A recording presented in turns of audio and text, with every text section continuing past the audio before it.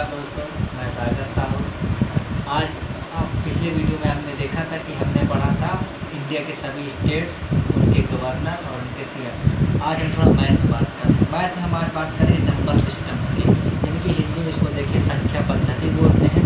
इसमें हम पढ़ेंगे कि आपने कई बार सुना होगा कि जिससे कभी कभी कन्फ्यूजन हो जाता है, जैसे कि प्राइम नंबर यानी कि अभाज्य संख्या क्या होती है, भाज्य संख्या क्या होती है, रेशनल नंबर यानी कि परिमेय संख्या, इरेशनल नंबर, ये सब। तो मेरे हिसाब से अगर आप इसको मन से देखेंगे तो आपको समझ में आएगा और उसको फ़ायदा मिलेगा। तो देखिए, चलिए स्टार्ट करते हैं। देखिए, बात करते हैं नंबर सिस्टम। हम पढ़ने जा रहे हैं संख्या पद्धति। तो देखिए, सबसे पहले हम बात कर लेते हैं संख्याएं। तो आपको पता है संख्याएं माइनस अनंत से लेकर के प्लस अनंत तक की जितनी भी संख्याएं हैं वो सभी नंबर्स में आ जाती है, यानी कि नंबर्स का मतलब जिन्हें आप गिन सको।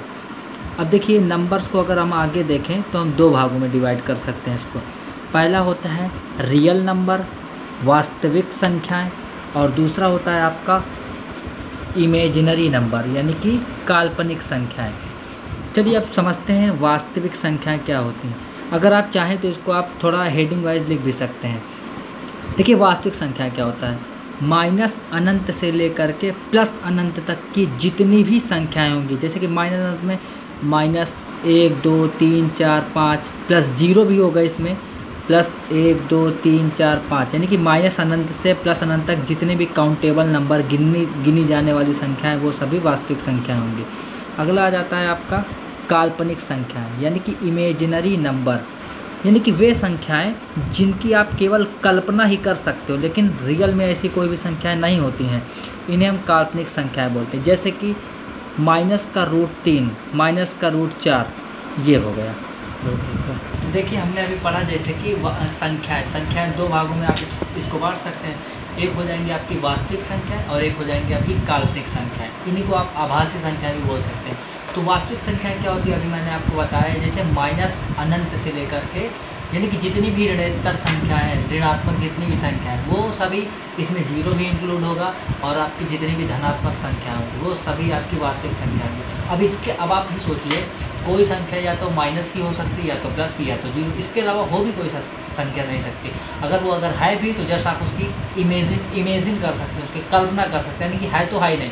क्योंकि आप ही बताओ, कोई संख्या क्या हो सकती है, जैसे 100 200 500 1 लाख 1 करोड़ 10 करोड़ 1 अरब खरब 10 खरब, या माइनस की कितनी संख्या, यानी कि माइनस का मतलब आप ऐसा समझ सकते हैं जैसे कि एक कर्जा है किसी का, तो कितना कर्जा होगा, 2 रुपये 4 रुपये 5 रुपये 10 रुपये 1 लाख 2 लाख 5 करोड़ 10 करोड़ 1 अरब 2 अरब, कितना होगा कर्जा।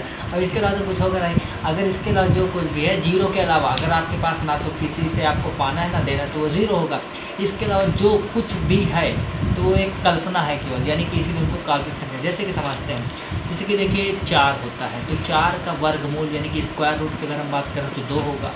यानी कि किसी भी संख्या का जब आप उल्टा वर्ग कर देते हो, यानी कि 2 का वर्ग करोगे तो 4, अब 4 का उल्टा कर दीजिए, वर्गमूल कर दीजिए, तो क्या हो जाएगा, 2 हो जाएगा। अब किसी भी, आपको पता है, अगर वर्ग कर देंगे तो कोई भी संख्या अगर माइनस की भी थी तो वो प्लस की हो जाएगी। लेकिन अगर आप कोई एक एग्जांपल लेते, जैसे कि ले लीजिए, मान लीजिए आप -4, जब आप -4 का वर्ग करोगे तो 16 आएगा, तो ये प्लस का होगा। अब 16 का वर्गमूल निकालोगे तो 4 आएगा। यानी कि अगर अंडर रूट में, अब दूसरा एग्जांपल लेते हैं, यानी कि अंडर रूट में हम ले लेते हैं -4, तो अंडर रूट में 4 होता तब तो उसका वर्गमूल 2 निकलता, क्योंकि 2 का वर्ग करोगे तो 4 हो जाएगा। लेकिन 2 का वर्ग कभी भी करोगे तो कभी भी -4 नहीं होगा, यानी कि अंडर रूट -, यानी कि करणी, हिंदी में रूट को करणी बोलते हैं। अंडर रूट या फिर रूट या फिर करणी के अंदर जो भी जितनी भी निगेटिव संख्याएं होंगी वो सभी कल्पना मात्र हैं, कोई इनका अस्तित्व नहीं होता, तो वो सब काल्पनिक संख्या हो जाएंगी। चलिए फिर अब आगे बात करते हैं वास्तविक संख्याएं। तो इनको दो भागों में बांटते हैं हम। देखिए, अभी हमने पढ़ा था कि जो संख्या पद्धति में संख्याएं होती हैं वो 2 प्रकार की होती है, वास्तविक संख्याएं, जल्दी जल्दी बताता हूँ मैं आपको, दूसरा काल्पनिक संख्याएं। अब ये जो वास्तविक संख्या है तो इनको हम दोबारा 2 भागों में बांट सकते हैं। एक होती हैं आपकी परिमेय संख्याएं और एक होती हैं आपकी अपरिमेय संख्याएं। तो देखिए, अब रियल नंबर, रियल नंबर। अब इंग्लिश में अगर मैं बताऊँ आपको तो परिमेय संख्याओं को बोलते हैं रेशनल नंबर और अपरिमेय संख्याओं को बोलते हैं इरेशनल नंबर।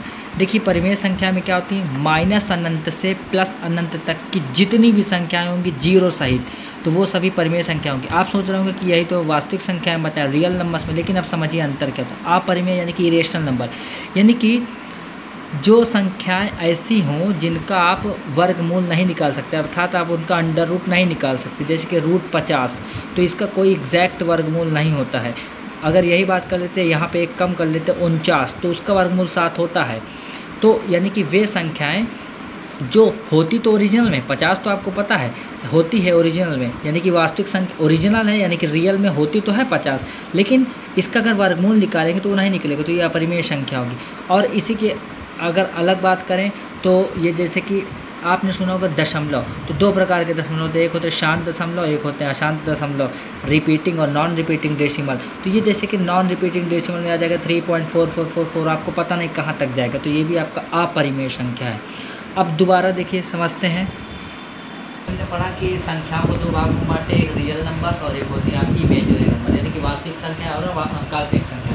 अब देखिए वास्तविक संख्या यानी कि माइनस अनंत से प्लस अनंत तक जीरो तक कोई भी संख्या, और काल्पनिक संख्या जिसकी आप एक कल्पना कर सकते हैं, यानी कि अंडर रूट -3 कोई एक संख्या होती है। तो इन दोनों के मिश्रण से, यानी कि कोई एक ऐसी संख्या जो वास्तविक हो और कोई एक ऐसी संख्या जो काल्पनिक हो, इन दोनों को मिला देंगे तो वो हो जाएगी सम्मिश्र संख्या। इसको इंग्लिश में अगर हम बात करें तो वो होता है कॉम्प्लेक्स नंबर। आइए थोड़ा इसको समझते हैं। देखिए वास्तविक संख्याएं यानी कि रियल नंबर्स और काल्पनिक संख्या यानी कि इमेजिनरी नंबर,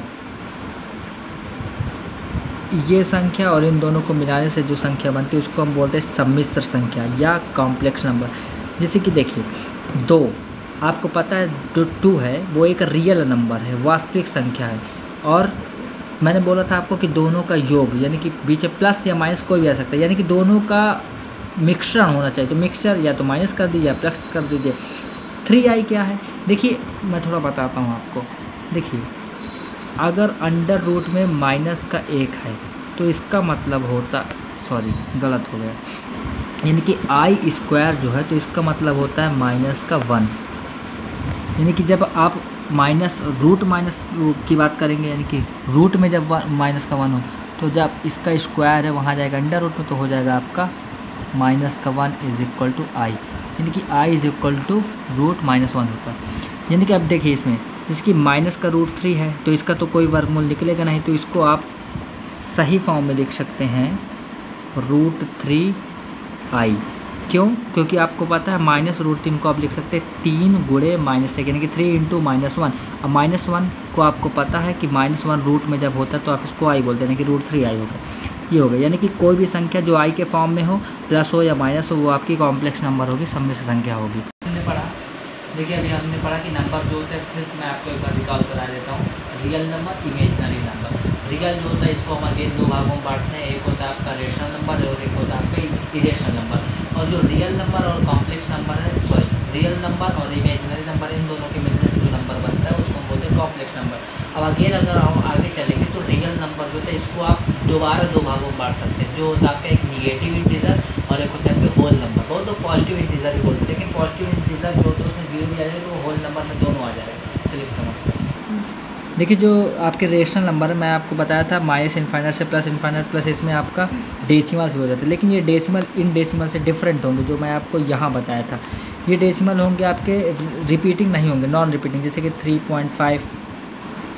3.5 होगा, यानी कि लिमिटेड नंबर्स होंगे डेसिमल का। अब देखिए रेशनल नंबर जो होता है इसको आप दो भागों में बांट सकते हैं, एक निगेटिव इंटीजर ऋण पूर्णांक और एक होता है आपके होल नंबर्स यानी कि पूर्ण संख्याएं। देखिए क्या होता है ऋण पूर्णांक, नाम ही से पता चल रहा है, यानी कि सभी निगेटिव नंबर्स होंगे, यानी कि -∞ से -1 तक की जितनी भी संख्या, -1, -2, -3, -4 ये। अब होल नंबर्स यानी कि पूर्ण संख्याएं। अब देखिए -1 से -∞ तक जितने भी नंबर थे, -1 से -∞ के अलावा जितने भी नंबर बचे उसमें आपका 0 होगा, सभी पॉजिटिव नंबर, यानी कि 1 2 3 4 5 ... सो ऑन इनफाइनाइट। देखिए जो अभी मैं बताया आपको कि रेशनल नंबर को दो भागों में बांटते हैं, एक होता है आपका निगेटिव इंटीजर ऋण पूर्णांक और एक होता है आपका होल नंबर। तो अब होल नंबर जो होते हैं इनको भी दो भागों में बांटते हैं। एक होता है आपका पॉजिटिव इंटीजर और एक होता है नेचुरल नंबर भी बोल सकते हैं इसको, और एक होता है आपका ज़ीरो इंटीजर। देखिए ये निगेटिव इंटीजर हुआ, और अब इसके बाद हम बात कर रहे थे होल नंबर यानी कि पूर्ण संख्या। ये जो होल नंबर होती है ज़ीरो से प्लस इनफाइनाइट तक के सभी नंबर, अब इनको आप अगेन दो भागों में बांट सकते हैं। एक होता है आपका नेचुरल नंबर, प्राकृत संख्याएं, ये, और एक होता है आपका शून्य पूर्णांक यानी कि ज़ीरो इंटीजर। इसमें केवल जीरो होता है। अब आपको पता है कि होल नंबर में जीरो से इनफाइनाइट तक होते हैं, तो आप जीरो हटा दीजिए तो क्या बचा, एक से इनफाइनाइट तक, तो बस ख़त्म।